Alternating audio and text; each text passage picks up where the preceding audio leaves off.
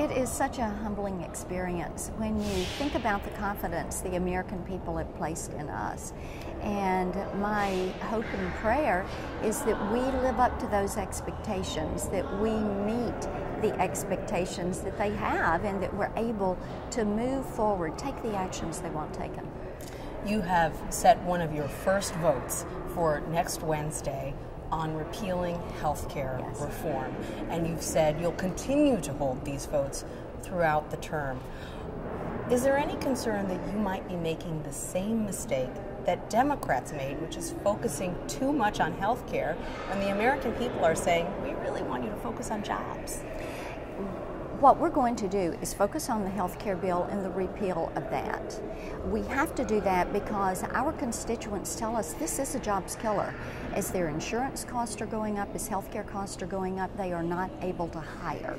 So they really are intertwined. They also want us to focus on reducing what the federal government spends, reducing the size of the federal government, and putting the American people back to work, creating the environment for jobs growth to take place.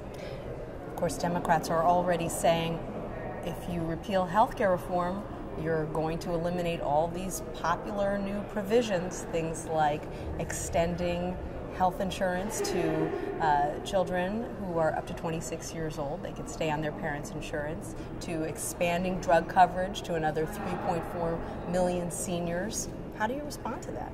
What they're doing is picking out a couple of provisions where there was agreement on moving forward.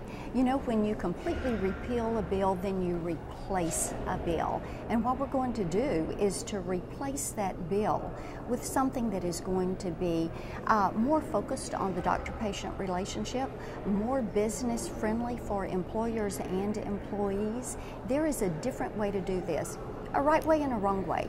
We're going to go back and we're going to do it the right way. One element of the new rules package that you've put forward is getting some scrutiny, and that has to do with giving your new Budget Committee Chairman, Paul Ryan, unfettered ability to set budget levels without a vote in the House. Congressional watchers say that this is unprecedented. Why would you give him that kind of unfettered power? Isn't that undemocratic? What you're going to see is emphasis on what authorizers put in place as well as what appropriators put in place. Because so many times authorizing legislation will say as much money as this may consume.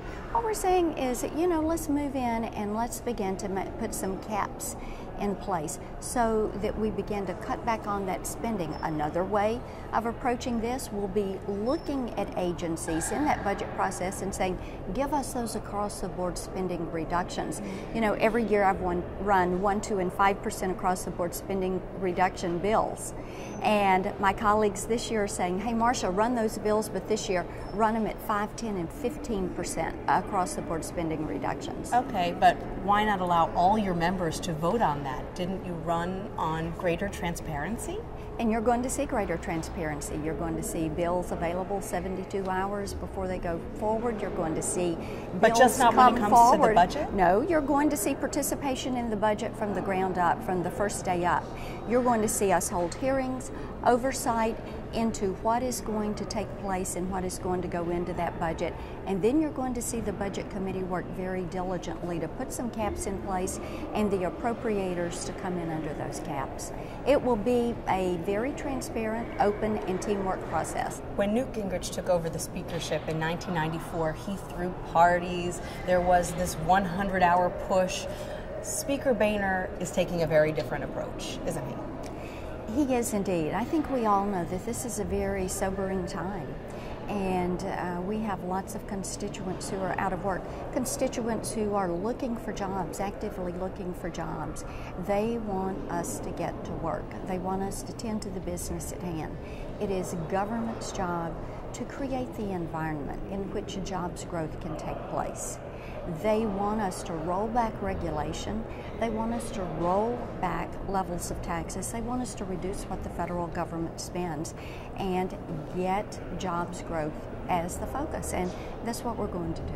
There's such an enormous contingent of freshman Republicans coming into the House, and they're going to have an unprecedented amount of power. Are you concerned, as someone who does have a lot of seniority with 5 terms here in Congress, that they'll actually end up taking some power away from more senior members? Not at all. It is a breath of fresh air, and I'm so excited that they are here because they are bringing an energy and a focus, which is good. Their arrival has been very good. We welcome them. We're looking forward to working with them, bringing that energy, and how wonderful it is now that politics is working from the grassroots up, and the energy and the ideas that are being brought to bear in our listening sessions, in our town hall meetings, through these campaigns.